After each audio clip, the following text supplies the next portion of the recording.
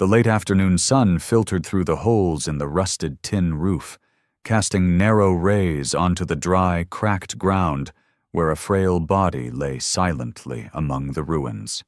Max, a Belgian Malinois war dog who once stood proud on the battlefield, was now only a shadow of his former self.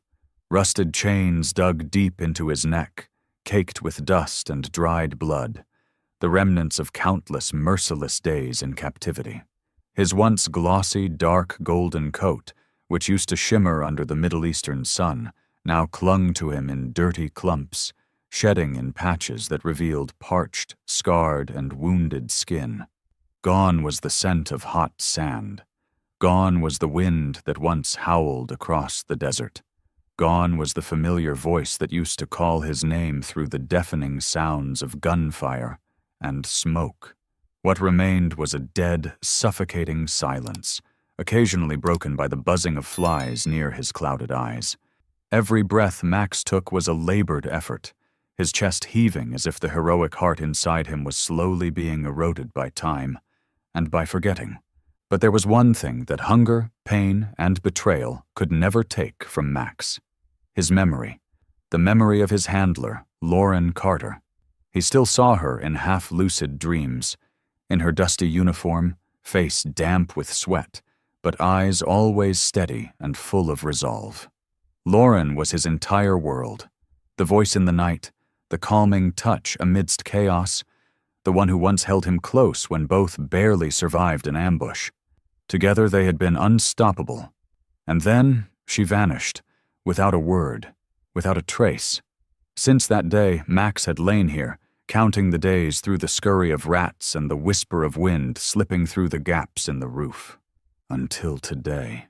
A sound broke through the silence he had grown numb to. Footsteps? Slow, heavy, but real. Not the cold steps of indifferent workers, not the hurried shuffle of passers-by.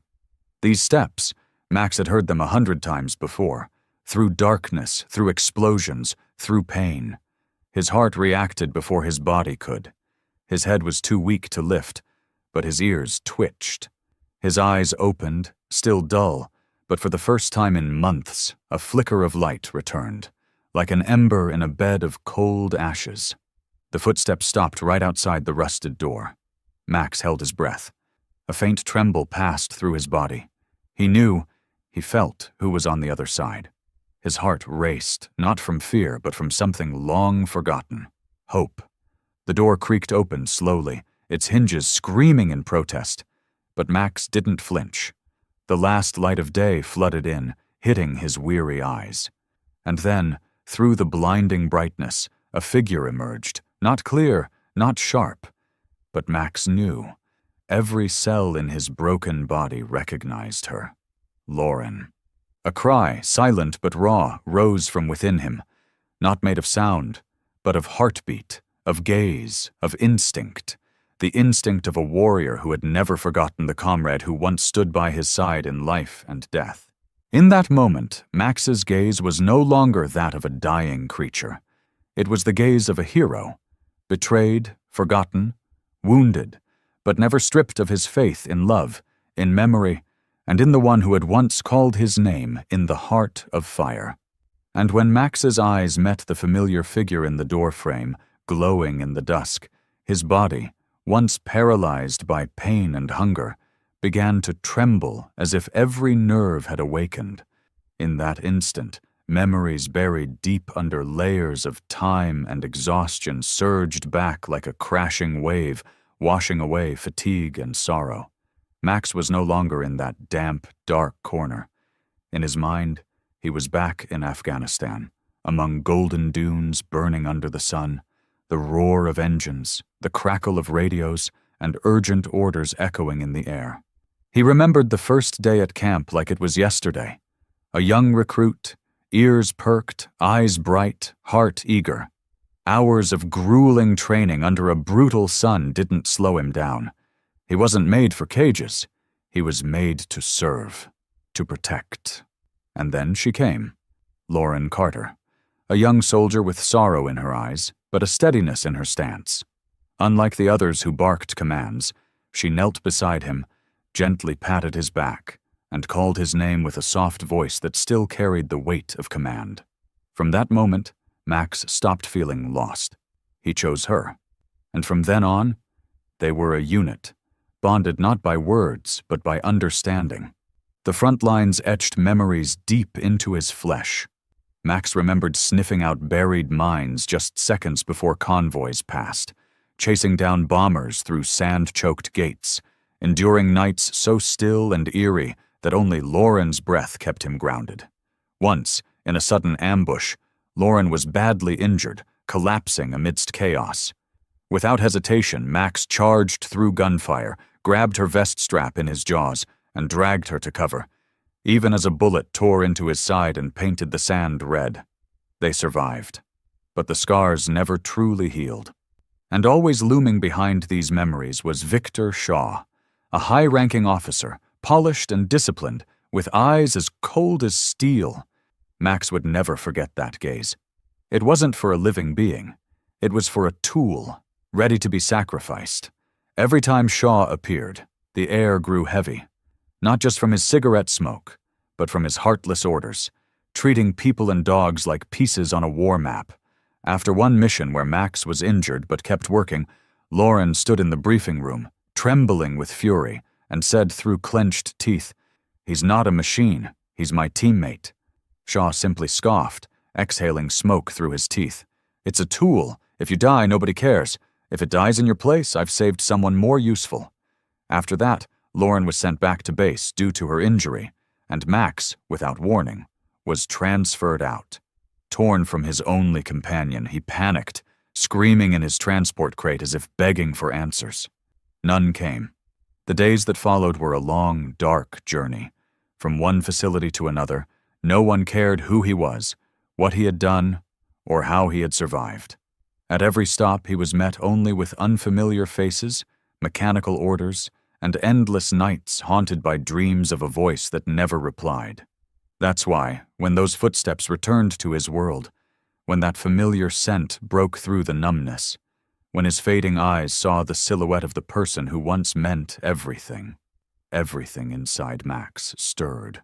It wasn't just a flashback. It was his soul, the sacred memory of a dog who didn't just obey, but knew how to love, to sacrifice, and to stand as a true comrade. Max was never a tool. He was a warrior. And now, after all these forgotten years, the warrior had found his teammate again. And in his tired, fading eyes, for the first time in so long, life returned. Not loud, not sudden, but deep and enduring. But in that very moment, when Max's eyes lit up, recognizing Lauren at the door, another surge rose from deep within his mind, a cold, haunting tide of memories, days that dragged on endlessly, where time wasn't measured in hours but in hunger pangs, in wounds that refused to heal, in each crashing wave of hope that was crushed and left him emptier than before.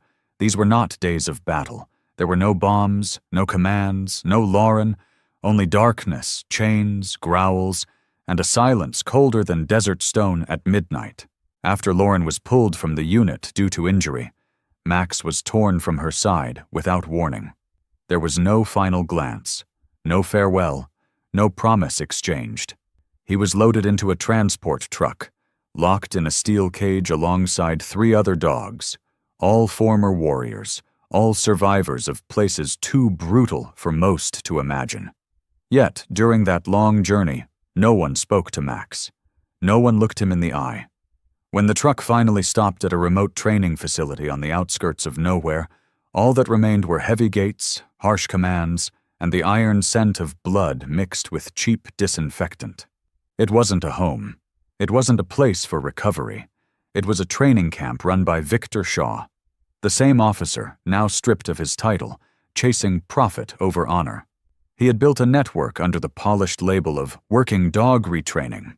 But in truth, it was a machine built to drain the last drop of strength from loyal lives left behind by war. Shaw hadn't changed, still wore that smug, frozen smile, still stared at living beings like they were inventory, replaceable, discardable, dispensable. Under him worked a crew of coarse trainers, men without compassion, who didn't care what the word warrior had once meant to the dogs they broke. Max was locked in a cage so small he couldn't stretch his legs. The concrete floor was a bit like ice at night, and burned like fire by day. On the first day, he was forced through physical drills, even though his old wounds still oozed beneath the matted fur. Every failed command was punished by a painful jolt from the collar strapped to his neck. There were no soft words, no familiar faces, only shouts, snarls, and the clang of metal locks closing behind him after meager meals that stank of mold and despair. But what hurt Max most wasn't the hunger. It wasn't the pain. It was the loneliness, a raw, gnawing isolation that stretched across hours and days like a wound that wouldn't close. He had fought for a world that now pretended he didn't exist. No one had to say it aloud. Max understood. To Shaw, he and the others weren't heroes anymore. They were assets to be wrung dry, shells trained to perform, just enough to earn cash from private security firms or mercenary units looking for cheap soldiers. Once too weak to serve, they would be retired, one way or another. At night, in his pitch-black cage, Max would open his eyes and stare into the darkness as if searching for a shape he could no longer name. Some nights he barely breathed, lying still as death, ears perked, listening for a sound etched deep into his bones, the firm cadence of Lauren's boots, the click of a safety being flipped, her voice calling his name with the sharp, familiar command in German he had heard 1,000 times in the chaos of war. Max never believed she had abandoned him. He didn't understand why she hadn't come, but he believed she was still out there, trying to return. And that fragile hope, flickering but unyielding like a candle in the wind, was what kept him alive. He ate what he could, even if it was cold slop mixed with grain and grit. He forced himself to stand during training, not out of instinct, but out of defiance, to prove he was still useful. But the truth was, Max rose not because he had to survive, but because the memory of Lauren burned too brightly to fade. Her rare smile in the middle of a battlefield, her hand resting gently on his shoulder after every mission, her labored breath as he dragged her from a minefield. The way she looked at him, not like a tool, but like a partner. Max had waited in the dark, day by day, month by month. He didn't know how old he'd grown. He didn't know how much time had passed, only that if a voice ever called again, if a hand ever touched his head like before, he would know it instantly. And now, when his legs could barely stand, when his chest tightened with every breath, that sound, the one he thought he'd lost forever, returned. Footsteps. The door creaks open, light rushed in, and Max knew this weight, this desperate, aching weight, had finally been answered. As the blinding light spilled into the room with each creak of the rusted door, Max blinked rapidly, as if trying to make sure his aged eyes weren't playing tricks on him, that the figure standing in the doorway, silent, trembling, uncertain, was truly Lauren. The comrade he had waited for through years of abandonment and silence, the one he had believed would never leave his side, yet who vanished like a shattered dream swallowed by a merciless reality. A familiar scent rode in on the wind, mingling with the dust rising from the dry earth. The scent of a uniform, of sweat, of pain, of memory. It struck Max's heart like a drum, rousing his frail body with something far deeper than instinct, something sacred. Lauren said nothing at first. She just stood there, clutching the strap of her bag, eyes wide with disbelief, unable to fully accept that the worn-down creature before her was Max, the courageous war dog who had fought beside her through fire, who had dragged her to safety, who had growled in death's face to shield her without hesitation.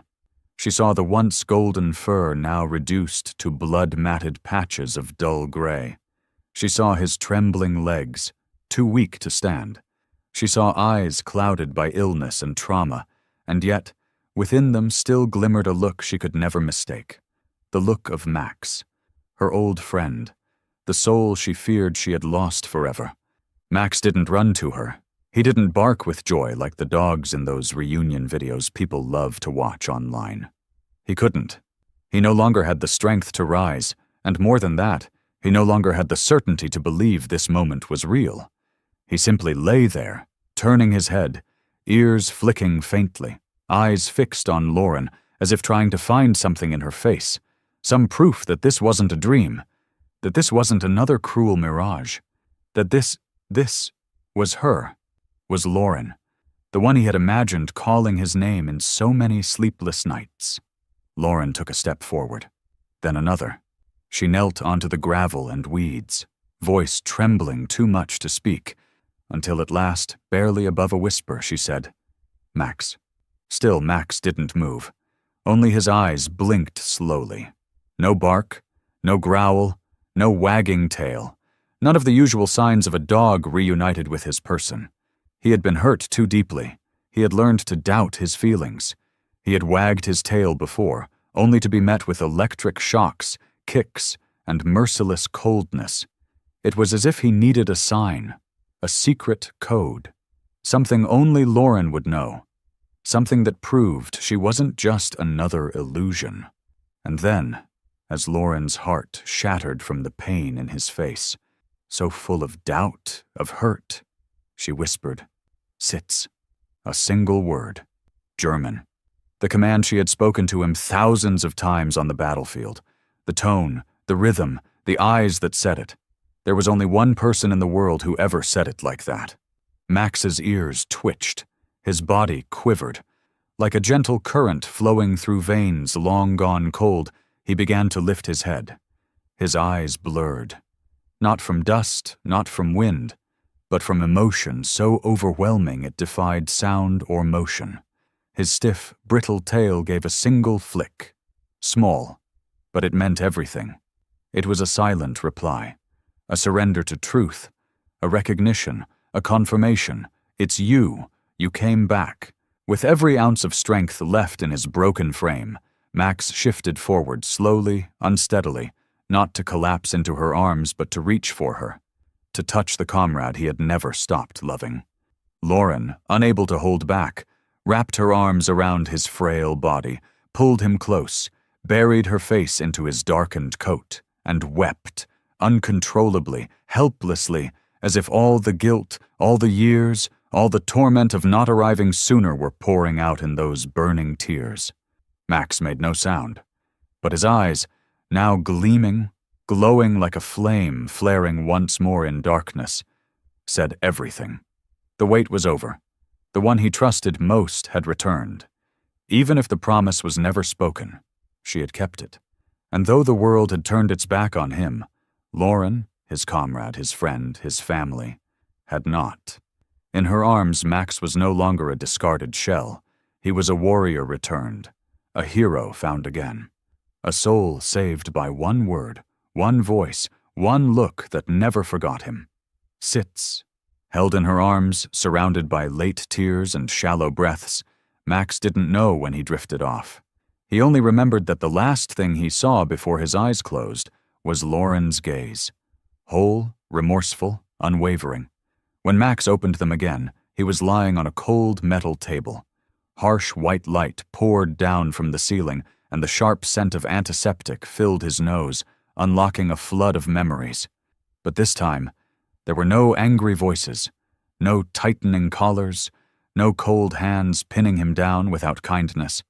Only a gentle voice, strange, female, laced with worry, and soft hands that touched him like he was something fragile, something sacred. That was Dr. Olivia Bennett, a seasoned veterinarian with calm, knowing eyes, eyes that had witnessed too much suffering. She didn't ask questions. She simply glanced at Lauren and nodded, as if she already understood. The dog before her didn't just need healing of the body, but of the soul, a living testament to what war and humanity so often forget. As she gently parted the blood-matted, dirt-crusted fur, her brows furrowed. Max's body was a map of pain, layered in old and new wounds, a deep scar across his left side, torn by shrapnel, open sores on his elbows from standing too long on concrete, bite-like marks on his neck, not from another dog, but from the jagged grip of steel training collars used in abusive camps. Max didn't flinch, didn't growl, just lay still, eyes open, watching Lauren nearby, as if to say he understood. He knew this wasn't harmful anymore. He knew the pain now was for healing. No matter how deep the needle went, no matter how the scalpel scraped at old wounds, this was not punishment. It was redemption. Each time Olivia pressed on an inflamed patch, Max only twitched slightly. No sound, just a slow, deep breath, followed by stillness. The kind of stillness a veteran learns, the kind chosen not out of defeat, but out of quiet courage and pride. Lauren stayed at his side the entire time, hands gripping the edge of the table so tightly her knuckles turned white. Her face was frozen, eyes wide with the unbearable weight of what Max had endured while she had been gone. She didn't say a word, but Olivia knew, everyone in the room knew, that silence can be heavier than any apology. Lauren had thought she had fought enough, suffered enough, but as she looked at Max, still breathing, trusting her, she realized the pain she carried was only a fraction of what he had borne, alone. After more than an hour of examination, Olivia quietly jotted down notes in Max's file. Her voice was low and hoarse when she spoke. He's severely malnourished. There are widespread infections across the skin and muscle tissue. Some old fractures in his hip and back leg were never treated properly. And here, she pointed to symmetrical, patterned welts around Max's hind legs. These aren't random injuries. The spacing is too exact. He was likely restrained in some kind of forced training rig, or worse, used for demo drills. Lauren nearly collapsed at those words. Max remained still, eyes closed, ears laid back, as if bracing himself against the return of memories he'd tried to bury. But what struck Olivia more than the injuries was the silence. It wasn't exhaustion. It was familiarity. The way Max lay there without complaint wasn't passive. It was learned. Pain had become part of his daily rhythm, like wind in the desert or the heartbeat in a soldier's chest. And yet, within that stillness, she saw something miraculous. A flicker, buried deep but burning. A fire that refused to go out. In Max's eyes lived a stubborn faith that this pain meant something. That reuniting with Lauren wasn't just a miracle. It was the beginning of something greater than suffering. And just as Olivia gently spread the final layer of antibiotic over the deepest sore on Max's side, he slowly turned his head towards Lauren. The movement was deliberate, measured, not a cry for help, not a complaint, but a message, delivered in the quiet, steady gaze of a survivor. I'm still here, I waited for you, and I never gave up.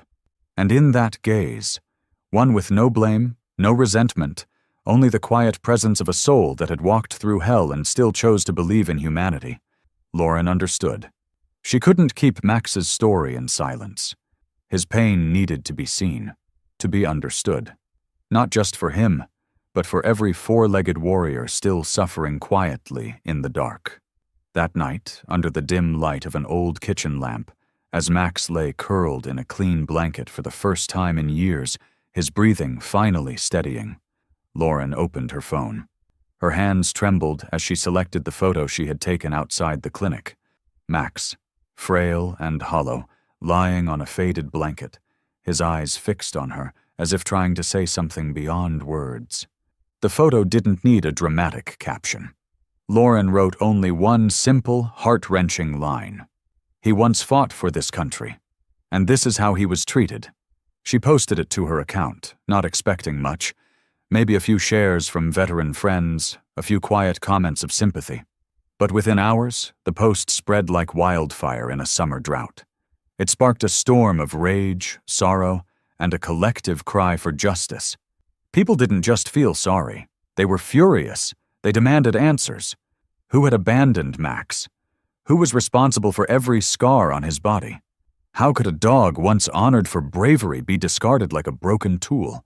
Veterans, retired officers, and even civilians who'd never served began sharing Max's story with hashtags full of anger and truth. #Justice for Max, #Forgotten Hero, #War Dog Deserves Better. Animal rights groups got involved.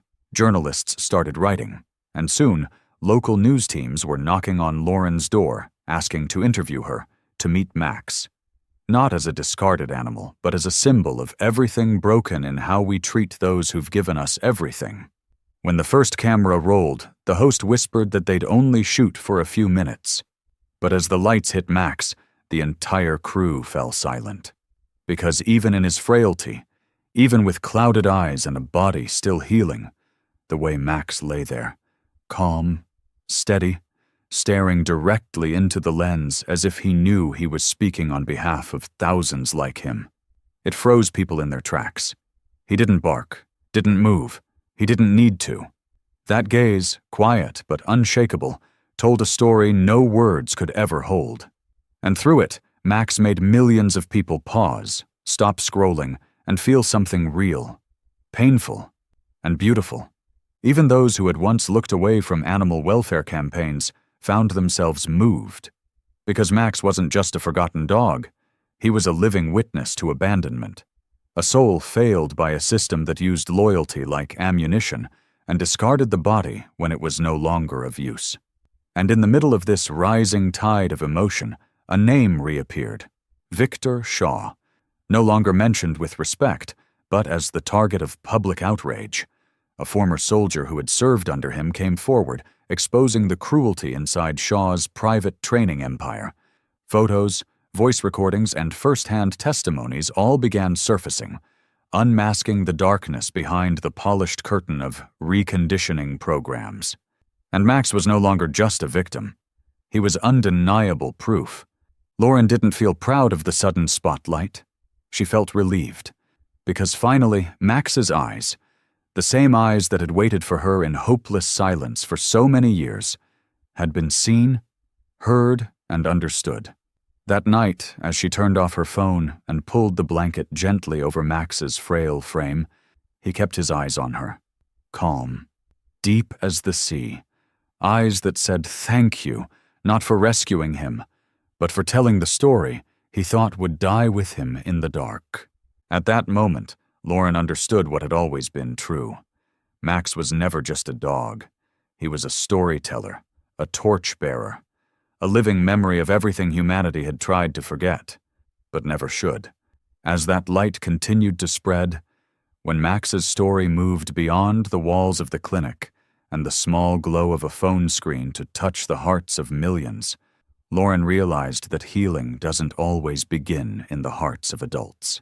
Sometimes it comes from the simplest, purest places: a smile, a gaze untouched by war or cruelty, one that knows only love.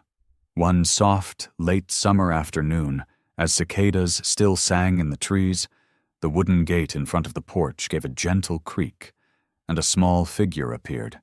It was Emma Patterson, the 10-year-old girl from next door. Her golden hair was hastily tied with a red ribbon, her arms wrapped around an old comic book, and her eyes shimmered with sunlight. Emma brought no fear with her, no hesitation. She saw Max resting quietly on a cushion in the middle of the living room, still thin, still weak, but clean now, and wrapped in the peaceful warmth of the little wooden house. She didn't rush over. She didn't immediately reach out like so many children might. Instead, she sat down a short distance away, close enough to share space, far enough to give him dignity, and began to tell stories. In a clear, dustless voice, she spoke of the treehouse she built with her dad, of her calico cat Miso, who liked to nap on bookshelves, and of her dream to become a vet, to help the ones who can't speak but still feel pain. Max watched her quietly, tilting his head slightly as if truly listening. His ears, though still drooping, twitched now and then, and with each story Emma told, his body seemed to soften, just a little.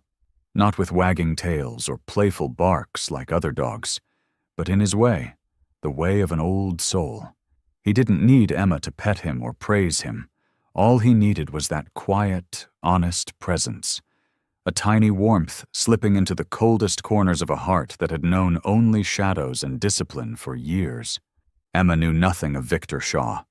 She had no image of metal collars or concrete cages, or the chilling voice that once declared, "If it dies, it saves a better life." She didn't need to, because in not knowing, she wasn't afraid. To her, Max was simply a big friend who had been hurt. Someone who needed stories, needed listening, needed a small stuffed bear named Poppy placed beside him, the same way she did when Miso was sick. Lauren, watching silently from the kitchen, froze in place when she saw Max. For the first time, lean his head forward toward Emma, his nose gently brushing the tiny open palm hovering in invitation. And then, like a flower blooming after a winter too long, Max slowly stretched his body, and his thin tail gave a single, soft wag. Not strong, not quick, but enough to make Lauren's heart ache. Because it wasn't just a response, it was a sign that trust was returning. Emma giggled, not because anything grand had happened, but because the big dog she had been talking to had listened. And in a child's world, being listened to is a gift. In Max's world, Emma wasn't just a visitor on a summer afternoon. She was a turning point, quiet and small, but powerful. For the first time in years, after war, betrayal, cages, and chains, Max felt love again, not from a handler, not from a trainer, but from a heart that had never known how to hurt anything. And so, with cicadas humming in the fading light, sunlight slanting through the window, Max closed his eyes, not asleep, but at peace, as if in the war-torn landscape of his inner world, a single sunbeam had finally broken through. Emma hadn't erased the pain, but she had done something just as rare. She had made it smile.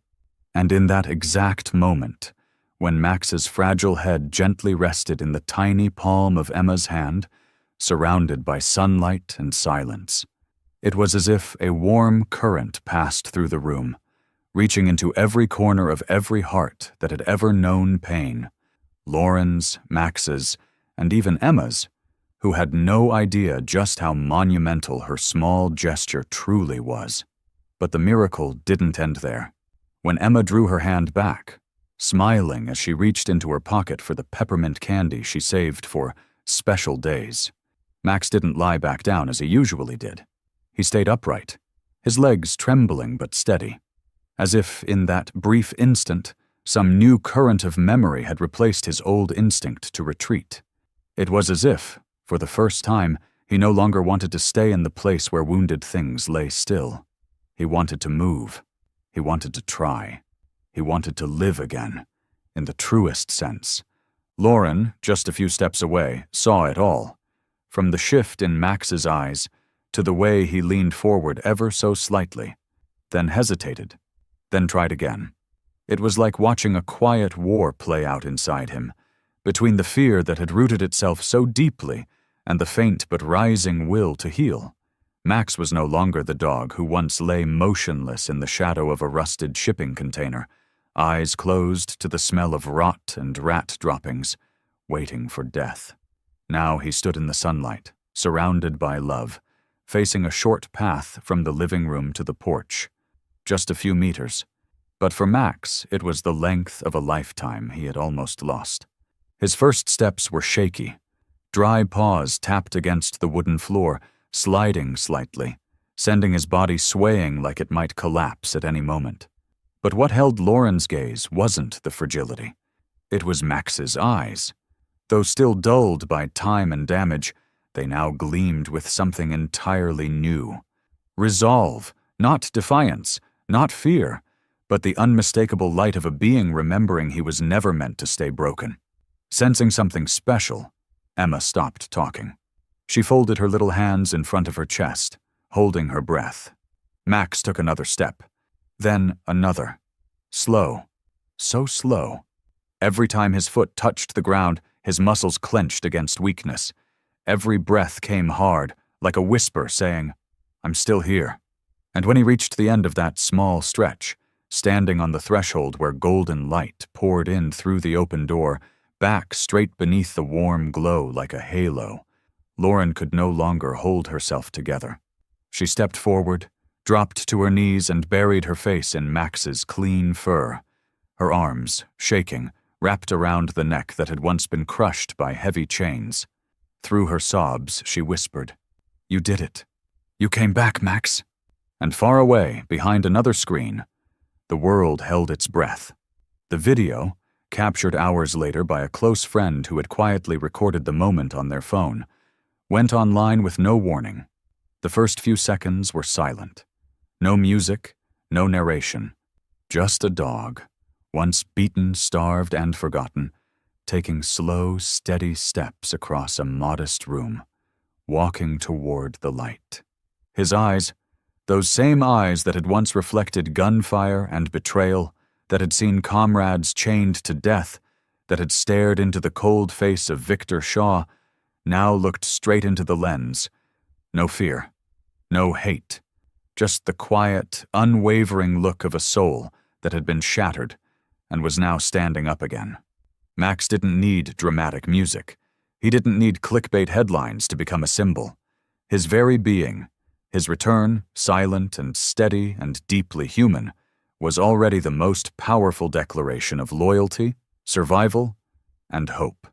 Among the thousands of comments that poured in, one short line made Lauren weep when she read it. He didn't walk for applause. He walked because someone was still waiting at the end of the road. The next morning, before sunlight could break through the thick clouds left behind by the night's storm, a forgotten stretch of land behind the old training compound drew quiet attention. Once a blind spot on the map, a scrubby forest left to rot after Victor Shaw's facility was silently shut down. It had long been ignored.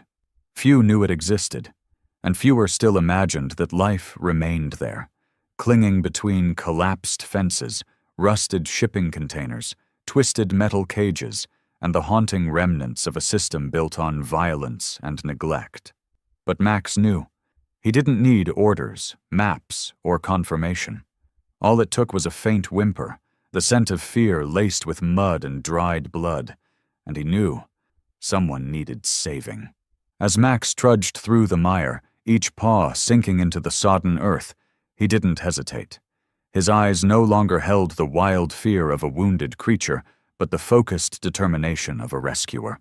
The storm had collapsed part of an abandoned storage building, once used to house training gear, and beneath a sheet of torn roofing, a crooked iron crate had fallen across a small dog.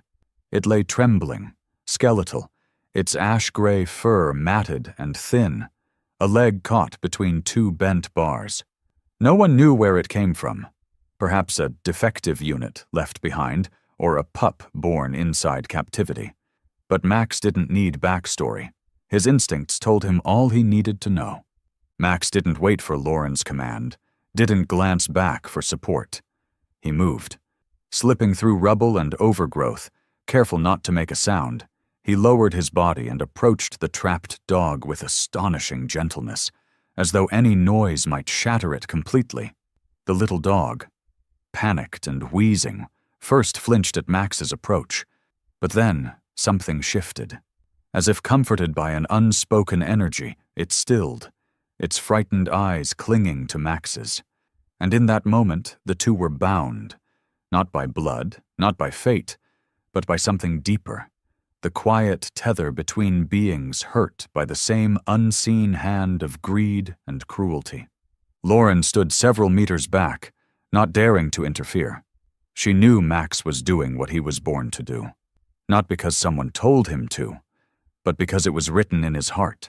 He nudged aside debris with his muzzle, shifted his shoulder under the weight of a rusted beam, straining to lift it, each effort sending a sharp pain through the old wound in his side, the one left by shrapnel years ago in Kandahar when he saved Lauren's life. But Max didn't stop. He bore the pain in silence, never once looking away, never once slowing down. His focus was absolute. Clear a path, no matter the cost. After nearly 15 minutes of tense, rain-soaked effort, Max did it. The small dog wriggled free from the gap, limping but no longer trapped. Without hesitation, Max stepped in front, placing himself as a shield, guiding the pup through the wreckage with steady, protective steps. They returned home together, mud-streaked, exhausted, and covered in debris. Lauren and Emma stood frozen at the doorway. When they arrived, Lauren dropped to her knees, gently wiping the grime from Max's face with a soft towel. Her eyes were filled with pride and tears, because she understood. Max was no longer a soldier on paper, but he had never lost his mission. By the following day, news of the rescue had spread. A team of volunteers from an animal welfare organization arrived at the site, uncovering 3 more dogs, one severely ill, all emaciated. Moldering records found inside a rusted container revealed dozens of dogs, temporarily held for rehabilitation before transfer. But it was all a cover, a rotting system of exploitation. Once again, the name Victor Shaw surfaced, on supply orders, in shipping manifests tied to shell companies, and in a sworn statement from a former staffer who finally came forward after years of silence.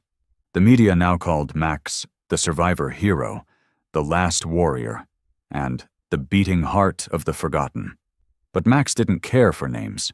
Each morning he simply lay by the window, eyes calm as he watched the small gray dog, now named Dusty, racing across the backyard, stronger and livelier with each passing day. Whenever Dusty looked back toward Max, he answered with a soft gaze, sometimes a slow flick of his ear. Quiet, unassuming, but heavy with meaning. "You're alive. That's enough." Because some scars don't need to be healed. They only need to be seen. And some warriors don't need applause. They just need the chance to do what they were made to do. Max never needed a medal to know the heart of a hero inside him had never stopped beating, never rusted, never once refused to rise when another life called for help in a world still bleeding. As Max quietly watched Dusty play beneath the morning sun in the small garden, where life had begun to bloom again from the wreckage of forgotten years, he had no idea that, just beyond the weathered wooden fence, another soul was fighting a different kind of battle. A silent one. A man named Charlie Redford, a war veteran who had just moved into the small house next door after nearly a year of treatment for PTSD. A man trained never to flinch under gunfire and blood, yet who could not withstand the sound of fireworks on Independence Day. A man whose eyes had long since lost their light, now dimmed to the gray hue of fractured memories. Charlie lived quietly, rarely left the house. Whenever trucks rumbled past or children's voices rang out in the street, he would shut the door, pull the curtains tight, and sit motionless in the dark, clutching his old army-issued lighter like it was the last piece of himself he hadn't lost. People in the town knew of him, but no one ever got close. Not because he was angry, but because his silence was heavy. Too heavy for most to carry. But Max felt it. With no training, no commands, no cue, just a heart that had once been shattered and rebuilt, Max sensed the emptiness beyond the fence, and he began to approach. At first, Max simply stood by the gate each morning, never barking, never wagging, just looking toward the gray house where Charlie sat alone behind the window. Over time, the distance closed. Every day when Lauren walked him, Max would sit patiently by the fence, waiting. Not pushing, not demanding, just present. Just as he once lay beside Lauren's hospital bed for hours at a time at the military base years ago. And then, on a misty morning, Charlie opened the window for the first time since he moved in. And when he saw Max, those steady eyes, free from pity or judgment, something in him shifted, gently, like wind brushing across the surface of a frozen lake. Max didn't charge forward, didn't bark, or leap with excitement. He simply stood up, took a few steps, and sat down. His calm eyes looked up at Charlie, an expression he had once given wounded comrades on the battlefield. It was the kind of look that made you feel seen, feel less alone, feel like you still mattered. The next day, Max came again. And the day after that. Every day, Charlie stepped a little farther out the door. His hands still trembled, his eyes still darted away. But then one afternoon, he sat down on the porch steps, opened a water bottle, and for the first time in months of silence, he spoke. "Hey there, soldier." Max, as if he understood, walked over slowly, He didn't touch Charlie, just sat beside him, his back gently leaning against the veteran's leg, as if offering warmth without pressing against the wounds. From that moment, something unspoken began to grow. Charlie started leaving the house more often. He visited Lauren's garden for the first time, accepted a homemade cookie from Emma without turning away, and one day finally shared his story.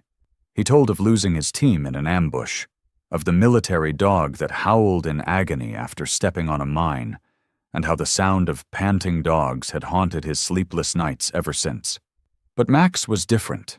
He never made noise, never approached without permission. Max wasn't just a dog.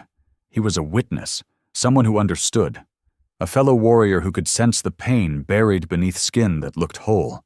Max was the first Charlie let rest his head on his lap without flinching, the first soul he trusted enough to leave beside him in the dark when panic came. The first being who didn't need to hear the story to know that under that worn military jacket beat a heart still bleeding. Lauren saw it all, and she knew, just as she had known from the start, that Max's eyes never misjudged, that this time Max didn't save anyone with heroic acts. He saved with his presence, with silence, like a soldier standing night watch so his comrade could finally sleep. In a world full of noise, sometimes healing doesn't come in words, but in a quiet lean, a look free of judgment, and a heart that's been shattered but still beats for other lost souls. And Max, no longer in uniform, without a tag or a leash, was still fulfilling his mission, not on the battlefield, but in the quietest corners of life, where people just need one reason to keep going. It was the quiet bond between Max and Charlie, one scarred on the outside, the other broken within, that made Lauren believe Max wasn't just healing. He was quietly spreading that healing into the world, steady and invisible like an underground current, slow but powerful. But then, on a golden autumn afternoon, just as life seemed to be settling into a rare rhythm of peace, fate struck again, as if to test whether the warrior still stirred in Max's heart. It was a calm Saturday. Lauren took Max along on a quick trip to the town's convenience store, where she usually grabbed a coffee, a bag of fresh beans for dinner, and small treats for Emma. Max, now nearly fully recovered, sat calmly in the passenger seat, leash loosely fastened, ears perked, eyes alert, yet his body relaxed in that strange way only a dog trained for war can be, knowing exactly where the line lies between calm and chaos. When Lauren parked beneath the big tree out front, she patted his head and said what she always did. "Just a few minutes, okay?" Max tilted his head slightly, tail swaying like a quiet nod. But less than 3 minutes after Lauren disappeared behind the sliding glass doors, the peace shattered. A figure burst into the store, hood pulled up, a black pistol trembling in his hand, his voice cracking with panic as he shouted for everyone to hit the floor. Max didn't need to hear the words. He didn't need to see the gun. The shift in the air, the tension in the voices, the fear leaking through glass. He felt it all, instantly. He raised his head, sniffed sharply. His ears flicked like radar. And then came a child's scream, sharp, terrified. That sound pierced through Max's mind like a blade, slicing open a vault of memories from distant war zones, of urgent missions and danger he'd faced 100 times before. Instinct kicked in. Max bit through the leash clasp, a maneuver he'd been trained for in the military. The car door wasn't fully locked, and with one push of his nose, it sprang open. He slipped out without a sound, a blur of gray and gold fur moving low and fast through the parking lot, weaving between trees and cars like a streak of wind. Inside, the young robber, barely more than a boy, was clutching a girl, maybe 7 years old, pulling her toward the counter with the barrel of the gun pressed to her temple. His hands shook. His eyes screamed desperation. Everyone else lay face down, frozen. The only man who tried to intervene had already been knocked to the floor. Then, in that moment when time seemed to stop, a tiny sound echoed from the far corner. barely a whisper, just enough to make the girl look up. Her teary eyes locked onto a form moving silently across the floor. Low, tight to the tiles, not a breath out of place. The eyes that met hers weren't panicked or wild. They were clear, focused, burning. The eyes of a soldier waiting for the signal to strike. The gun wavered, just a fraction to the left. Max launched. No bark, no growl, just a blur of muscle and motion. His jaws closed around the gun hand, yanking it backward with the precision of years of training. The pistol flew from the boy's grasp, clattering to the floor. The girl screamed and collapsed, quickly pulled to safety behind a shelf by a nearby woman. Max didn't bite to maim. He didn't tear or rage. He held the wrist, firm and controlled, until the boy collapsed. Then, Max positioned himself between the weapon and the threat, fur bristling, back arched, eyes locked on the assailant. No fear, no fury, just cold, clear resolve, the kind that comes from knowing exactly what life is worth. Police burst in less than 2 minutes later, but it was already over. Max backed off only when Lauren called him. He was panting, jaws slightly open, but his gaze never left the robber's pale, trembling face. "I didn't mean to hurt anyone," the boy kept mumbling. "I just needed money, needed to get away from that place." And that one sentence was enough. Lauren knew immediately what he meant. That place was the illegal training camp once run by Victor Shaw, a place that fed both humans and dogs violence instead of care. The media called it a daring rescue. Security footage aired across every news channel, showing Max's lightning-fast strike, a blur of courage in a moment of chaos. He was hailed as a hero, his image becoming a symbol of bravery and justice. But to Lauren, to Emma, who wrapped her arms around Max when he came home, and to the little girl whose life he saved, Max was more than a hero. He was living proof that something good still survived in the world. A quiet courage that didn't need applause, a spirit that didn't wait for orders or rewards, just a heart that refused to stay still when someone was in danger.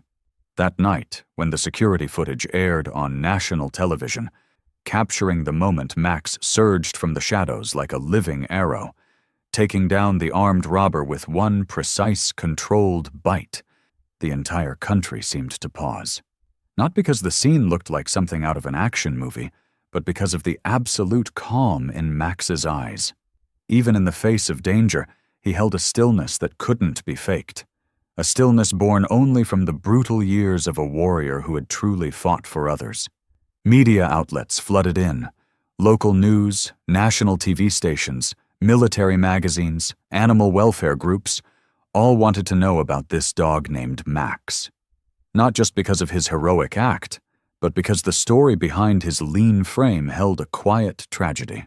The fate of dogs who had served their country, only to be forgotten when the battle ended. Max didn't care for the flashing cameras, the microphones pushed close, or the crowds that gathered around with lenses raised. He had stood in far worse, battlefields soaked in blood, under skies split by explosions. He had faced danger not for fame, but because it was the right thing to do.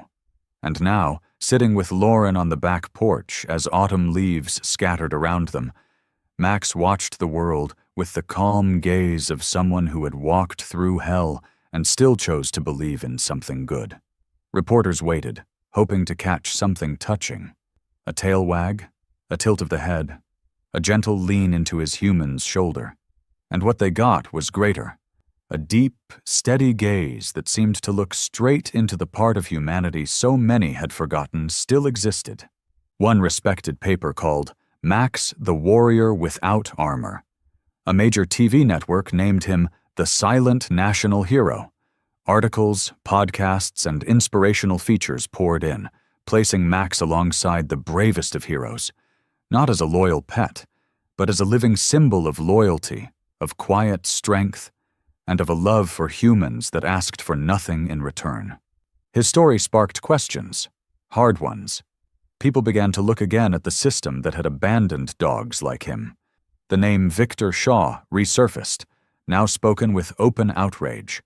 A former employee from Shaw's illegal training operation came forward, admitting he had seen Max among many other dogs forced into behavioral reprogramming, a place where the wounds didn't come from war, but from the hands of those who once wore the uniform. In the middle of the media storm, Max remained unchanged. He wasn't proud. He wasn't nervous. He simply continued his life. Mornings sitting with Lauren, watching the mist roll in. Afternoons walking through town with Emma and Dusty. Nights resting quietly at Charlie's feet. Charlie still sometimes woke to echoes of gunfire in his dreams, but with Max beside him, those dreams had begun to soften. Nothing about Max's routine changed because to him, national hero was never a goal. It was just an unexpected byproduct of a heart that had never stopped choosing others. And then, one early morning, Max sat silently beside Lauren, staring at the newspaper in her hands, the one with his photo mid-leap, moments before saving the girl. His eyes were calm, as always, but in them there was a faint shimmer. Not pride, not emotion, but a deep, quiet peace. The kind that comes from understanding what it means to be given a second chance at life, and using that life to offer hope to those who thought theirs was already lost. Max didn't speak, but his eyes, fixed once more on the camera lens, just as they had been in that first broadcast, spoke for every silent warrior who'd ever lived. Loyalty doesn't need a medal. It just needs to be seen. That calm gaze, seen by millions through television screens, carried more than loyalty. It held something unspoken, like Max was trying to share a missing piece of a larger truth, a truth still hiding behind the spotlight of recognition. Lauren didn't realize it through headlines or broadcasts, but in the way Max changed every time they passed the small forest to the north of town. His eyes would suddenly sharpen, his steps slow and heavy, his nose pulling deep breaths from the air as if searching for something unseen. And each time, he would look at her, an urgent, silent plea in his eyes that she could no longer ignore. Trusting Max's instincts, Lauren reached out to Sheriff Miller, the aging police chief, a fellow veteran, and one of Max's earliest defenders after the convenience store incident. When she shared her hunch, Miller didn't hesitate. By the next morning, a small team had formed. Him, Lauren, Charlie, now fully steady and sharp, and Max. They didn't bring a map. No directions, just the instincts of a survivor who had lived through the worst of what humans could do to the innocent. Max didn't rush. He moved with purpose, guiding them through a trail buried beneath years of fallen leaves, then off-path to a part of the forest no one had touched in decades. At every turn, he paused, sniffed, and scanned the woods with the precision of a trained scout tracking the enemy. And then, after nearly an hour, they arrived at a rusted metal fence nearly consumed by time. Behind it, hidden beneath overgrown pine, was a low concrete structure. Something Lauren recognized. An old auxiliary warehouse once rumored to be out of use, located just beyond the official perimeter of the former training facility. Max froze. No growl, no bark. His back arched slightly, ears pointed, eyes tense like a bowstring drawn tight. Then, as if to confirm what he already knew, he stepped forward and scratched a long mark across the steel door. Sheriff Miller raised a hand. When the door was finally pried open, a wave of stench poured out. Disinfectant, filth, and rot so thick it made them all stagger back. Inside, under the flicker of weak fluorescent light, rows of metal cages stretched deep into the shadows. In each cage was a dog, skeletal, eyes dull and exhausted. Some wore electronic collars. Others were chained directly to steel bars. No bedding, no clean water, no kind human voice for weeks. Max entered first. He moved silently between cages, pressing his nose to the bars, checking for signs of life. With each step, his eyes glinted with something between recognition and rage. Recognition because he had once been inside a cage like this. Rage because some of them still were. One trembling Malinois backed away as Max approached, but when their eyes met, they both froze. Then, the other dog gave a small wag of the tail, weak but unmistakable. A gesture that seemed to say, "You came back? You survived? So maybe I can too." Charlie stepped forward, hand gripping his holstered sidearm, eyes red with fury and grief. Sheriff Miller turned away, pulled out his phone, and called the Federal Investigation Division, voice low but firm. "We've found hell." The site was immediately sealed and escalated to higher authorities. Victor Shaw, who had claimed all his operations were shut down, was summoned for questioning the very next day. On camera, he simply shrugged and smirked. "I don't know anything about that place." But no one believed him, because Max's eyes, shown in close-up on the evening news, delivered a statement louder than words. That memory doesn't fade. Those who abandoned their humanity will one day face the ones they left behind in the dark. And in the heavy silence that hung over the warehouse, Max lifted his head. His gaze passed through the steel bars, not with anger, not with drama, but with a quiet resolve, like a promise spoken without sound. A promise that as long as even one soul remained caged, forgotten, or treated like a tool, he, the warrior once discarded, would be the one to lead them out. Not for revenge, but for justice. Not for himself, but for every heart that had ever been broken and still refused to stop beating.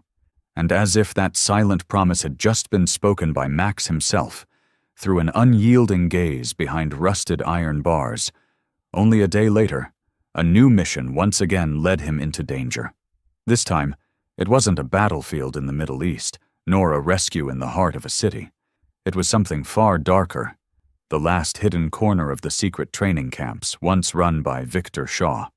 Though files had been burned and gates padlocked, the muffled whimpers, the stench of filth, and the haunting eyes of forgotten lives still whispered of a hell that had never truly ended. When an anonymous tip reached Sheriff Miller, revealing the coordinates of a satellite site deep in the national forest over 30 miles from town, uncatalogued, unsigned, and unrecorded, he knew there was only one way to enter without raising suspicion. Follow Max. It was the same small team, Max in front, followed by Lauren, Charlie, and Sheriff Miller. They carried only the essentials for reconnaissance, but their mindset was that of soldiers stepping into hostile territory, for no one knew what awaited them. From the moment Max set foot on the narrow trail into the woods, he became a warrior once more. His body low, his steps silent, ears pricked forward, and nose constantly scanning the wind for invisible signals only those once hunted would recognize. The path led them through towering trees and dense underbrush, where even the crackle of a dry leaf could give them away. Yet Max moved flawlessly, every motion a silent symphony of instinct and vigilance. When they neared the marked location, Max froze, lowering himself into the brush, his eyes locked on a barbed wire fence nearly 2 meters high. Behind it stood decaying tin-roofed buildings, still showing signs of life. Dim light in one room, a faint hum of a generator, and the acrid scent of rotting meat carried on the wind. Without waiting for a command, Max slid through a gap beneath the fence where rain had softened the earth. He led the way inside, each step guiding the others through the darkness. Every move revolved around Max. During the entire infiltration, he was their scout, their sentinel, the soul holding them steady through the tension-choked silence. It was Max who spotted the security camera hidden in the tree roots. By stopping, staring directly at it, and giving a low growl, signaling the team to alter their course. It was Max who picked up the scent of a guard asleep inside, a young man reeking of cheap liquor and careless duty, giving them just enough time to slip past while he remained lost in his stupor. And it was Max who approached the kennel area first, where dozens of nameless dogs were locked in cages, identified only by chain color and crude markings on rusted metal. A one-eyed dog immediately stood and growled, tense with fear. but Max simply pressed his nose to the bars and let out a low, familiar breath, a silent language of warriors who had once fought side by side. The dog froze, sat down, and tilted its head as if it recognized a comrade who had returned from the dead. Lauren and Sheriff Miller worked fast, unlocking cages with tools they'd brought, while Charlie checked each dog to make sure they could walk. Some were too weak to stand, and in those cases, Max didn't move on. He stayed, lying beside them, lending his body as a brace, just as he once did for Lauren during the nights she lay wounded on the front lines. He left no one behind, and every time a dog stepped out of that rusted gate, Max's eyes flickered with a quiet flame, not blazing, but steady, as if his heartbeat whispered a promise never to abandon the mission. When they safely withdrew with all 13 rescued dogs, including 3 who once carried now deactivated military chips, Sheriff Miller said nothing. He simply placed a hand on Lauren's shoulder, his eyes misty as he watched Max lead the silent procession through the trees, ears alert, still refusing to rest. And at the edge of town, with dawn breaking along the boundary between night and day, Max turned back, gazing at the forest behind, the place that had once been hell, now uncovered, like he knew he'd won. But also, like he knew somewhere out there, more lives were still waiting for footsteps like his, quiet but fearless, to come and tell them, "I came for you, and I won't let anyone be forgotten." As the first light of dawn touched the muddy coats of the 13 rescued dogs, and Max stood tall, like a silent commander guiding his troops home, the shadows began to stir deep within the world they were now confronting. The people behind that illegal network weren't used to exposure, and when the name Victor Shaw began surfacing in the media, no longer as a decorated officer, but as a symbol of corruption, the darkness struck back in its ugliest form, by threatening those who dared bring light. Lauren received the first message on a Tuesday night, anonymous, brief, and unmistakably menacing. "Some things are better left buried. You won't survive a second explosion." The next message came with a photo, her small wooden house, captured from behind the trees, taken from close range. Someone had snuck into the woods, watched her, taken the shot, and sent it without a word. Charlie clenched his fists until they bled when he saw it. Sheriff Miller immediately ordered increased patrols, but Lauren knew better than anyone that in a place where the line between justice and darkness was so thin, no camera or gun could act faster than a warrior's instinct. And that instinct, she knew, was curled beneath her bed each night, its eyes never fully closed. Max had sensed the danger from the moment Lauren's breathing changed after the first message. He didn't bark. He didn't panic. But from that night on, he never left her door. Not even for a second.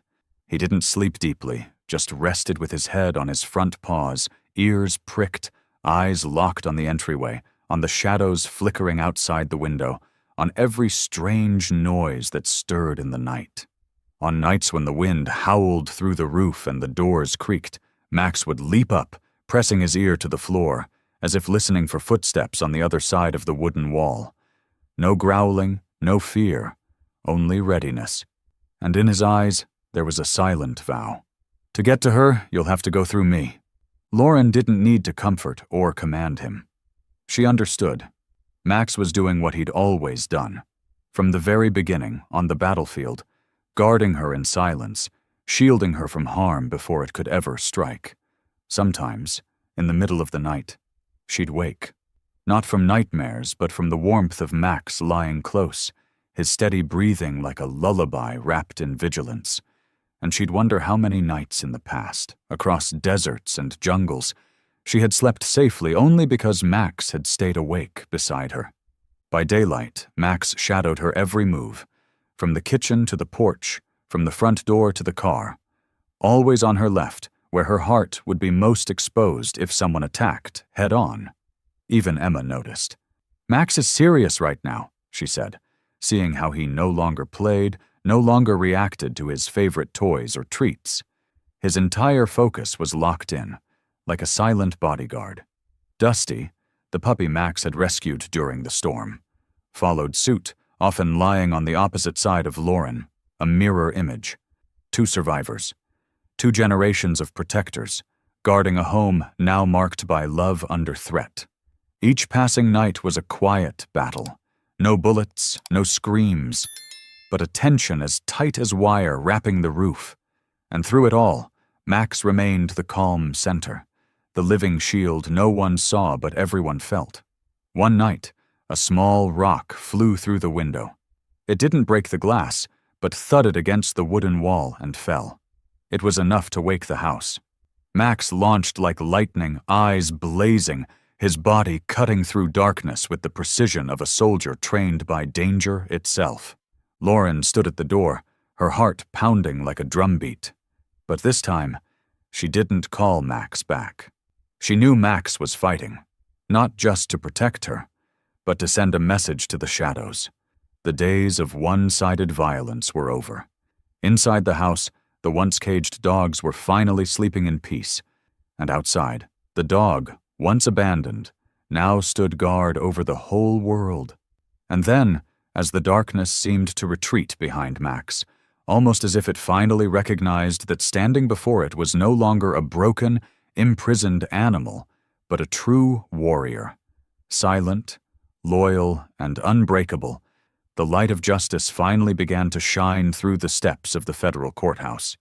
It was here that the long-awaited trial of Victor Shaw commenced, following months of intense investigation and the unveiling of overwhelming evidence, much of it unearthed from secret camps that Max had helped to expose.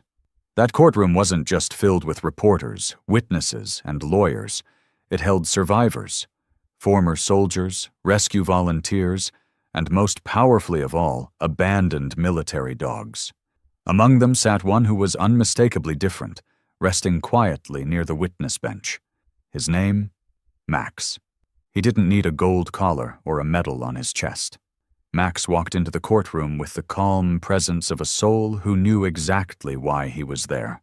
Not for revenge, not for applause, but to speak on behalf of those who no longer could, using nothing but his existence as proof. Lauren walked beside him, each step deliberate, but no one saw a dog being led. Everyone saw the opposite. Max was the one guiding. He was the moral anchor in the room, the living emblem of the crimes Shaw and his co-conspirators had tried to bury beneath money, power, and silence.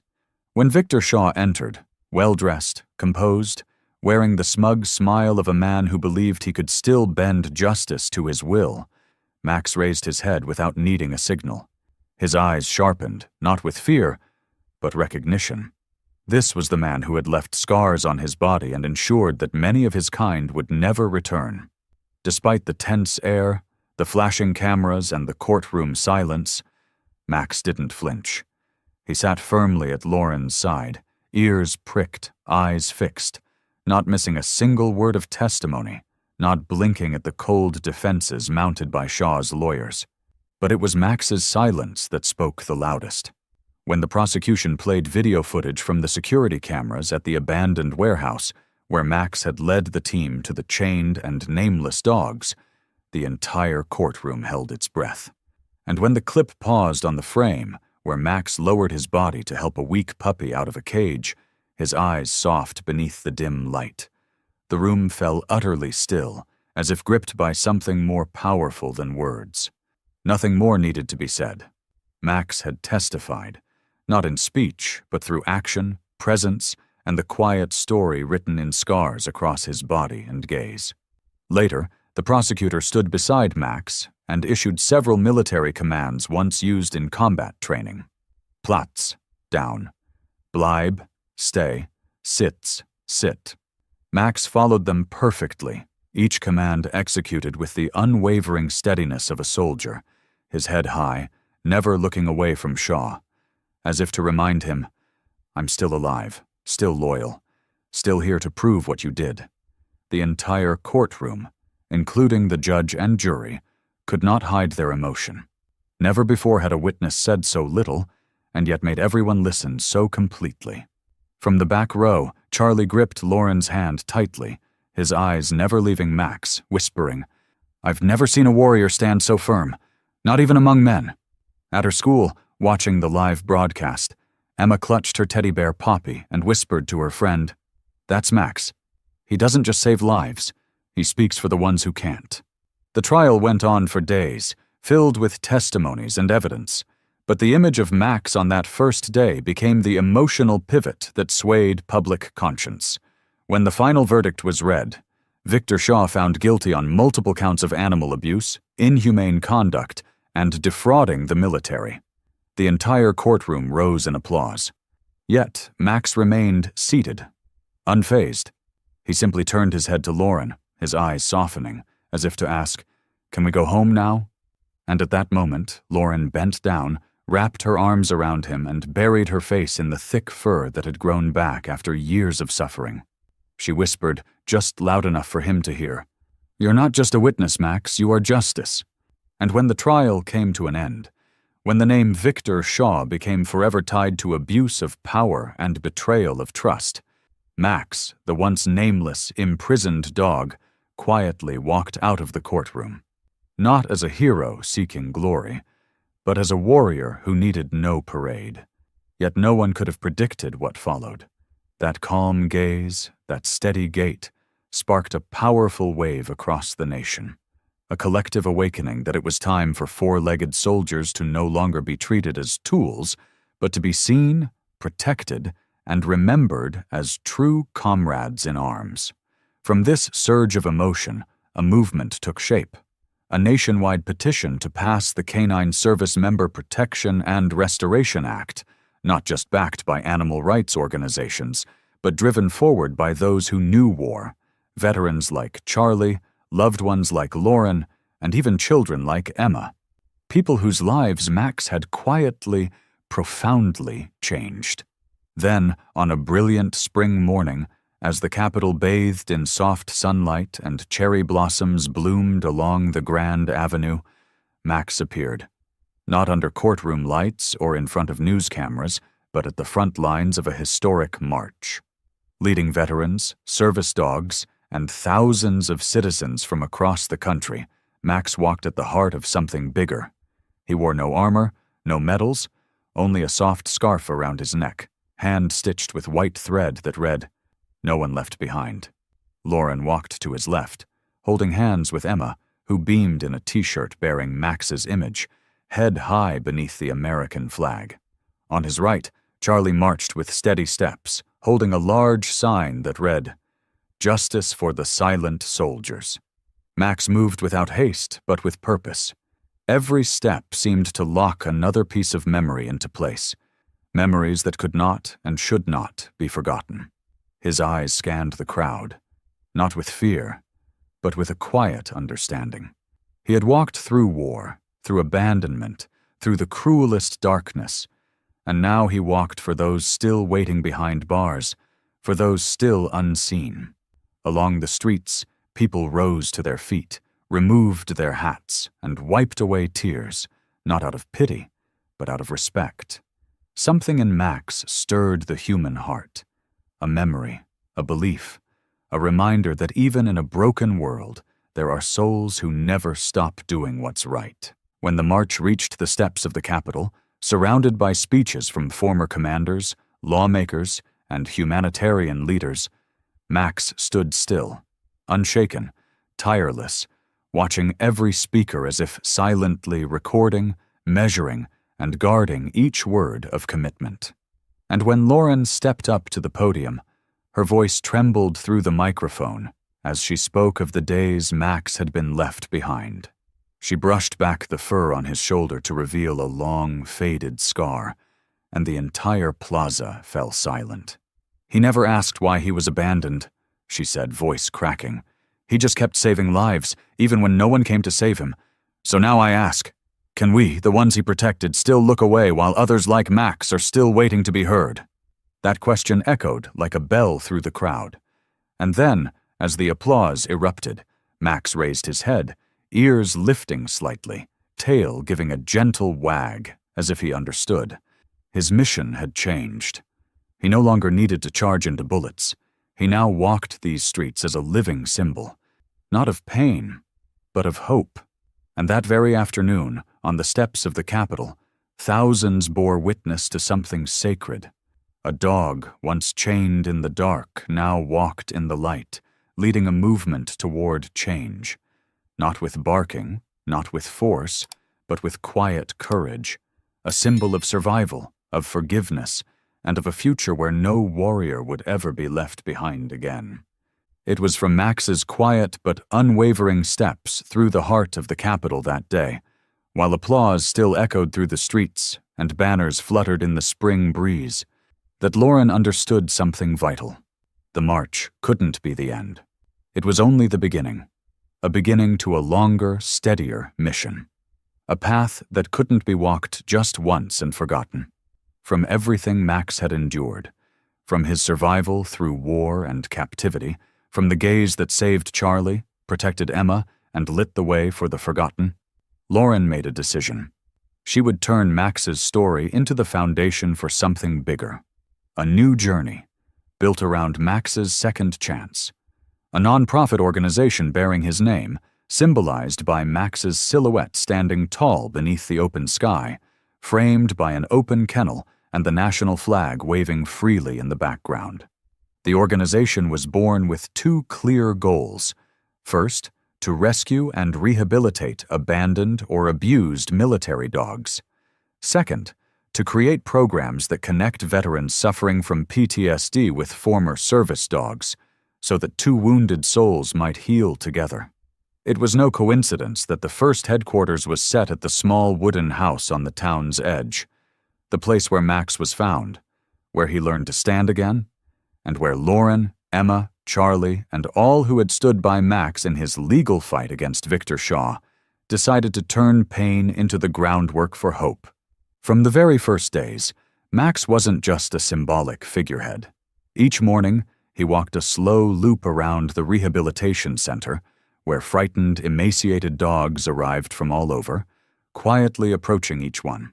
He never forced, never rushed. He would simply sit nearby, observing, and if he sensed fear, he would lie down gently, chin resting on his paws, offering a silent message. I was like you once. Some dogs hadn't let anyone touch them for weeks, but who would curl up beside Max on their own? Some would only eat when Max ate, would only sleep when he lay down first, as if his presence alone confirmed what they'd never known before. Here, no one is chained, no one is beaten, no one is forced. You only have to live, heal, and choose your path again. Emma, with a tiny name badge reading Honorary Training Assistant, came each day carrying biscuits and reading stories by the open kennels. Charlie, now head supervisor of the center, trained veterans to become volunteers, teaching them how to build trust and connection through patience, not commands. Max, without title or rank, led like a true chief, never barking orders but always watched, always trusted. Whenever a new dog arrived, curled up, trembling, eyes shadowed by memories no one could fully understand, there was no protocol. Just let Max approach first. Let him choose how, with a look, a posture, a quiet presence that surpassed any formal training. One day, during a press conference introducing the organization's second facility, a young reporter asked Lauren if Max understood his special role in the public's heart. She didn't answer in words. Instead, she turned to look at Max, who, at that moment, was lying beside a newly rescued puppy from an illegal kennel, and she replied with her eyes, "He doesn't need to know he's a symbol. He only knows someone needs help, and he'll go." The organization grew. Support poured in. Federal lawmakers formally proposed the Max Bill, legislation requiring the government to provide lifetime medical care and the right for retired military dogs to live with their former handlers. Yet through every milestone, Max never changed. He remained the same dog who once collapsed beside a cold dumpster, now leading a generation out of the dark, not with fierce barks, but with calm, steady, and deeply kind footsteps.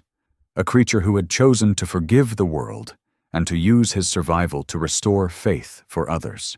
And each evening, as sunset bathed the recovery grounds in golden light, Max could always be found resting at the highest point of the property, between the wind, the light, and the dogs relearning how to trust. His eyes were fixed on the horizon, not searching, only watching, as if he knew that a second chance was never guaranteed, and he would never let anyone lose theirs again.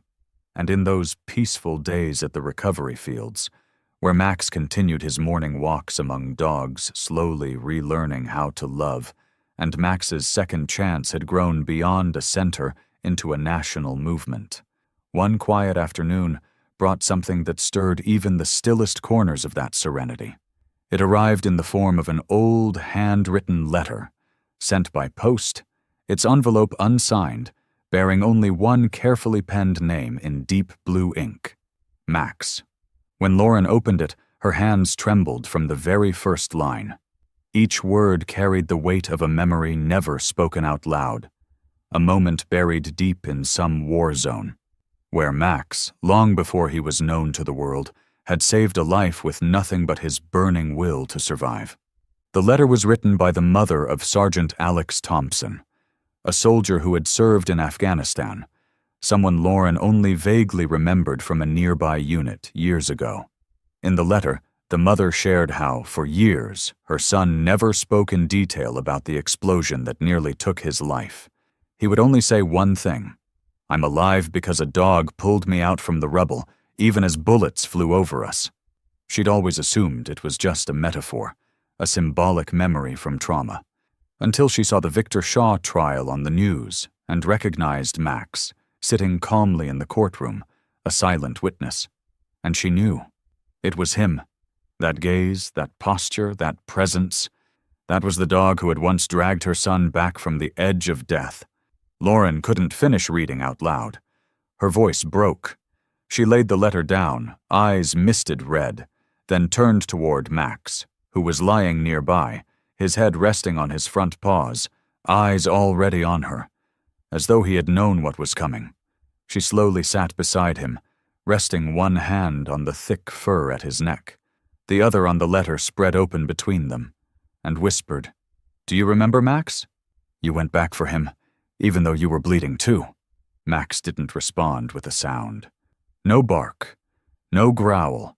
He simply lifted his head, eyes resting on the letter, not as if looking at a piece of paper, but with the depth of someone reading it, someone remembering, as if he could still feel the smoke and fire in his lungs, hear the faint call of a wounded soldier, and recall the pounding of his heart as he pulled him out of danger, only to turn back, alone, toward the battlefield again. The letter ended with one simple line, short but heavier than anything else. "If it weren't for Max, I wouldn't have a son. And if I ever meet him, I just want to say thank you for not walking away." It wasn't a grand tribute. It didn't mention medals or headlines. Just a mother's quiet thanks, born from nights spent praying her child would survive, and answered not by words, but by a being who couldn't speak, couldn't write, but who had shown up at exactly the right moment, guided only by the one thing war and humanity too often forget: compassion. After Lauren had read the letter, Max slowly closed his eyes, his tail giving a single, quiet wag, an unspoken reply. He didn't care who was thanking him or whether a camera was watching. For Max, that act had never been about being remembered. It was about one fading heartbeat, there in that moment, and the simple truth that he couldn't turn away. That evening, Lauren placed the letter in a simple glass frame and hung it on the wall among the photographs of rescued dogs. And she knew, without doubt, one thing that would never change. Max was not only a symbol of hope, he was living memory, of courage, of quiet kindness, of the unseen acts that keep the world breathing, even when no one's watching. And after that quiet afternoon, when the letter from Sergeant Thompson's mother was gently hung in the wooden room where Max often rested in the evenings, like a silent monument to a gratitude too deep for words, something in Charlie's eyes seemed to shift. No longer the furrowed gaze of a man still wrestling with his past, but the calm focus of someone who had finally found his place. Because Charlie knew better than anyone. Without Max, it wasn't just one life that had been saved on the battlefield. It was his own life after the war that had been given a way out.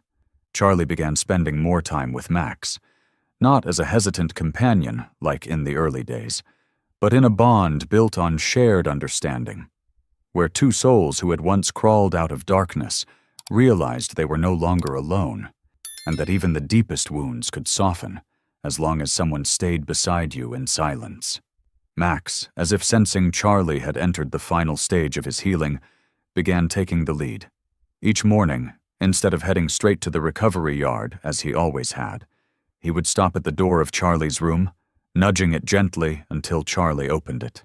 Then they would begin the day together, like old friends picking up a ritual war that had once been interrupted. Charlie, who used to avoid even making eye contact, now took on the role of training newly rescued dogs, not with the strict commands he once relied on, but with the patience he had learned from Max. No forcing, no shaping, only companionship. During those sessions, Max was always at the center, not because he performed spectacular skills, but because he taught simply by being present. Some dogs were so afraid of footsteps that they would tremble and retreat the moment Charlie approached. But if Max walked in first and sat quietly in the middle of that space, it only took a few minutes for the fear in their eyes to ease. Some had been beaten so badly that they no longer responded to voices, ate, or slept. But if Max lay beside them long enough, sharing a bowl of water, watching the sun dip over the hill with them, then within days, a tail would twitch, a tiny, hesitant wag that marked the beginning of hope. No one told Max to do any of this. Lauren didn't train him, Charlie didn't guide him, and Emma didn't give him commands. Max just did what needed to be done. As if inside that heart once sealed in steel, a quiet stream of kindness had never stopped flowing. And that's why, over time, everyone at the center began calling Max by a new name, the Special Trainer. Not because he knew signs or tricks or routines, but because he knew how to sit beside a hurting soul long enough for the pain to start melting. Charlie no longer carried the weight of a broken soldier. He moved like a quiet teacher now, always walking just behind Max during sessions, watching how he approached each dog differently, then adjusting himself based on what Max had done. One evening, he sat quietly on the steps, watching Max sleep in the middle of the yard, surrounded by 3 newly rescued dogs. All of them had pressed against him, as if drawing warmth from his presence. And Charlie whispered to Lauren, "I used to think only people could heal each other. But now I believe. Sometimes all it takes is a dog who chooses to stay." And as if it were simply part of the fabric of Max's second chance, Max became the first teacher every rescue dog met. The quiet guide for both people and animals who never used words, yet left the deepest imprint on every heart he touched. And when each day came to a close, and the evening light settled like a soft blanket over the training yard, you could still find Max, sometimes walking beside Charlie, other times sitting calmly among dogs who once feared even the sound of wind. His eyes were no longer sharp with battlefield intensity, but softened with compassion, as if he understood. Every life healed here also healed a small part of the pain still living within him. And that was how Max taught. Not with commands, but with patience, and with a faith that never faded. And so, as if it were the natural conclusion to all the quiet paths Max had walked, after the voiceless training sessions, the comforting headrests, the understanding gazes he offered to both 2-legged and 4-legged warriors, one early autumn day, Lauren received a formal invitation. It came from the Department of Defense and the Federal Veterans Council, inviting Max to attend the National Memorial for the Unknown Warriors. For the first time in history, there would be a dedicated segment honoring military dogs who had served and sacrificed in silence. The event was no longer just a solemn annual gathering. It had become a symbol of historical shift, a moment when the nation officially acknowledged that sacrifice without words deserved remembrance just the same. That crisp morning, beneath a sky full of white flowers and American flags billowing in the wind, Max stood, not on a podium of honor, but among the people, as if he were the thread binding past to present, fallen souls to the hearts still healing. Lauren stood beside him, wearing her old army jacket, perfectly pressed. Her hands held no speech because she knew she wouldn't need the words she'd written. Everything she needed to say already lived in Max's calm posture, in his eyes. Still bright, still deep, just like the day she first found him in that abandoned scrapyard. One by one, speakers came forward to read names of the dogs who had served. Soldiers shared teary memories of their silent companions who never learned how to say goodbye. Slow, reverent footage played behind them with soft, mournful music. But nothing moved the crowd like when Lauren stepped into the center, placed her hand on Max's back, and began to speak. Not with polished rhetoric, but with the trembling voice of someone who had witnessed miracles born from loyalty. She told the story of the day Max was found. Shivering, emaciated, eyes dulled but not empty of hope. She spoke of the first nights when Max never slept, guarding her from even the smallest sounds. She spoke of the first time he walked again, the first dog he saved, then the first child, then Charlie, and then herself, more times than she could count. And when she spoke of Max sitting quietly in the courtroom during the trial of Victor Shaw, forcing an entire country to hold its breath without saying a single word, the room broke into muffled sobs.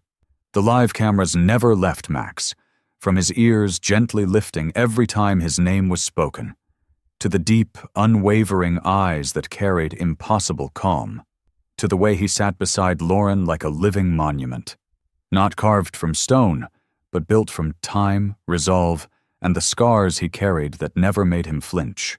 When applause erupted after her speech, Max didn't react with confusion or pride.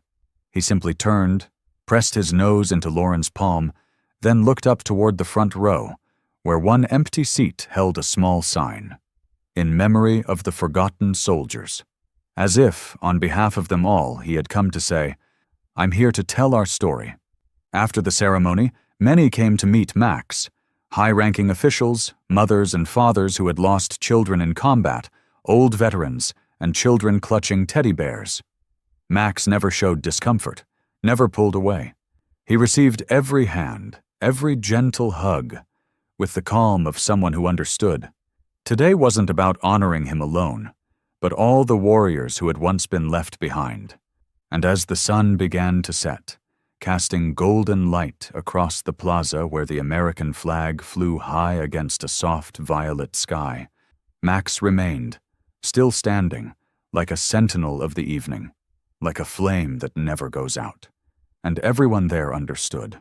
That day was not a memorial to an ending, but the beginning of a promise that no one would ever be forgotten again. And when the memorial came to a close, when twilight fell amid echoes of applause and eyes still wet with tears, Max returned to Max's second chance, as he did every day, unchanged in his steady gait. He still watched over each new dog arriving, still sat patiently beside souls who had not yet learned to believe in the light.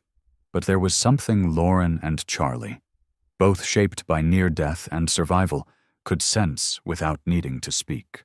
Time was beginning to slow for Max, not from weakness, but as though he were quietly preparing for a final transition, not through words, but through the last act of a warrior, passing on the flame he had carried for so long.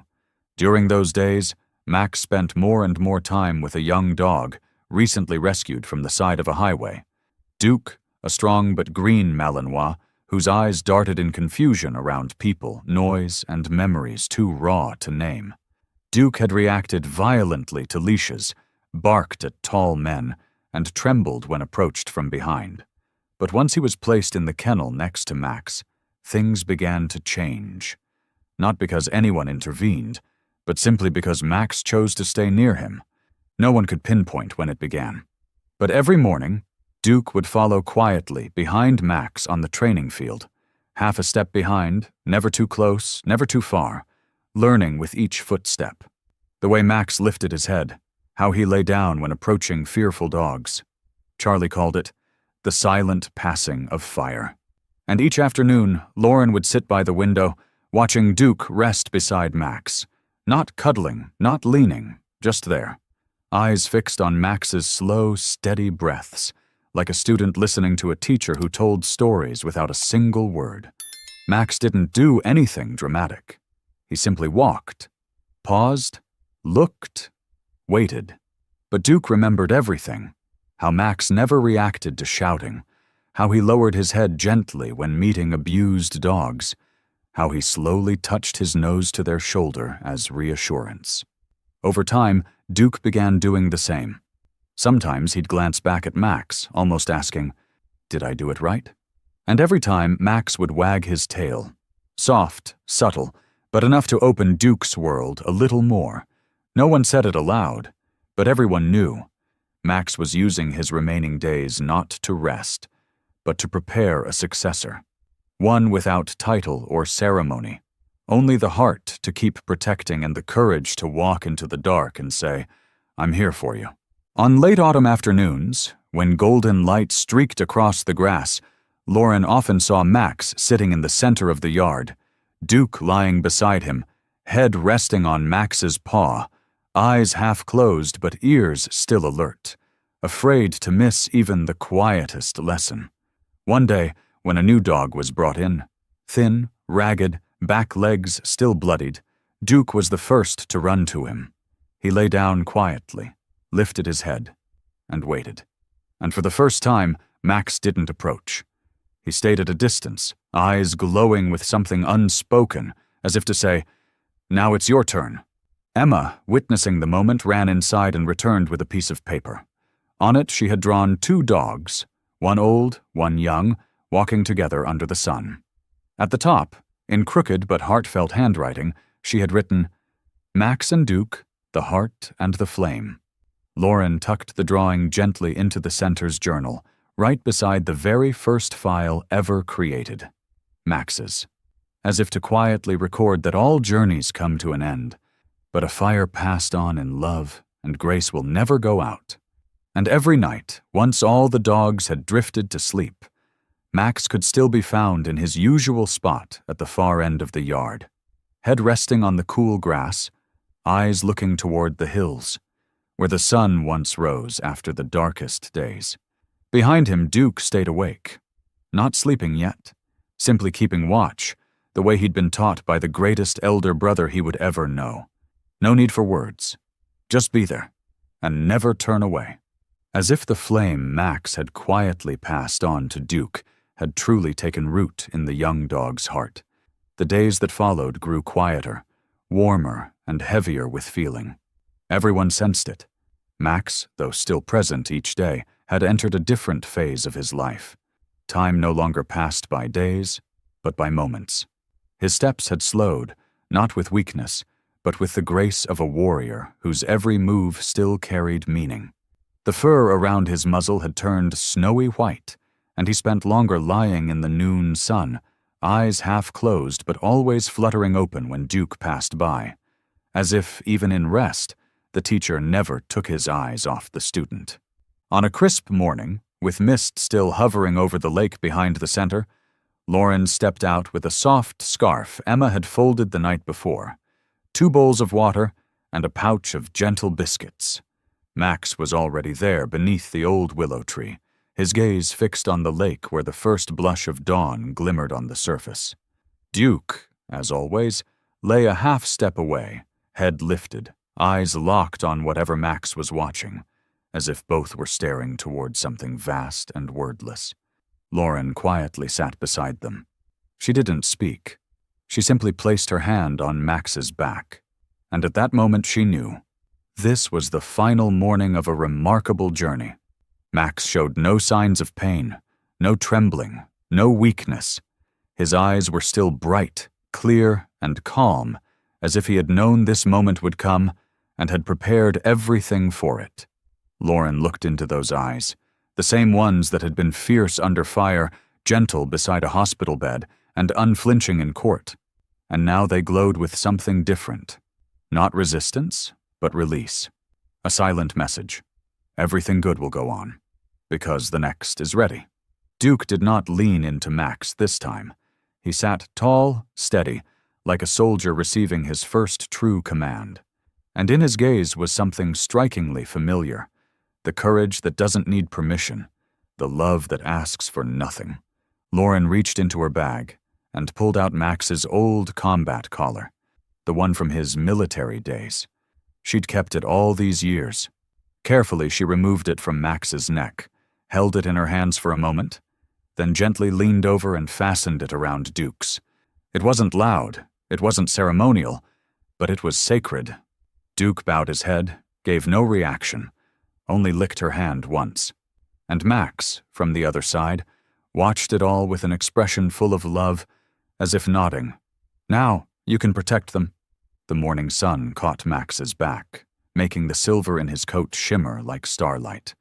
He sat glowing, not with fame, but with the pure grace of a soul who had fulfilled every duty and now found peace among those he once shielded. Lauren didn't cry. She simply placed her hand over Max's heart, felt the slow rhythm of his breath, and whispered, "You've done enough, Max. You can rest now." Max turned his head toward her, then toward Duke. One last time, he looked at the lake, where the sun had now fully broken through the mist. And there, in that quiet embrace of light, he closed his eyes. Slowly, softly, as if only falling into a deep sleep after a lifetime spent keeping the world safe. And in the gentle light of that final dawn, Max was still himself, never retreating, never turning away, only passing on his love most nobly and beautifully a warrior can, through his gaze, through his presence, through the quiet belief that goodness will endure, as long as someone dares to love and protect. And in the moment the sun broke across the still lake, light brushing Lauren's shoulder and catching in the silver-white fur of Max, time seemed to pause. The wind stopped. The world stilled. And there, in perfect stillness, heart, memory, and love converged at a single point. The final breath of a hero. Max lay peacefully at Lauren's side, his body no longer moving but his face serene, as if he had completed one last mission, not to fight, but to love to the very end. And once he had given all of himself, he simply closed his journey with a loving glance and a quiet, full stop. Lauren didn't cry, at least not the way people cry in grief, because in her heart, Max wasn't gone.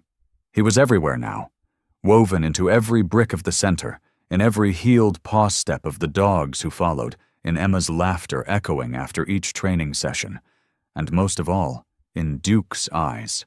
Eyes that now mirrored the trust that had been passed to him, ears upright, nose lifted to the morning breeze. His gaze was no longer unsure. It was steady, mature. He had felt it, too, the sacred weight now resting on his shoulders.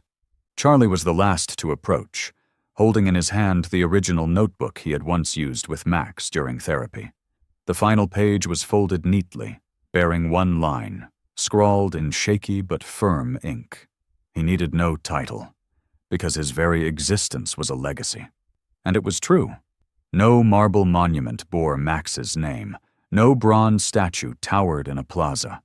But across the country, in veteran hospitals where dogs were now treated as comrades, in adoptive homes, in laws passed to protect four-legged soldiers, Max lived on, quietly, persistently, like a heartbeat under the skin of hope.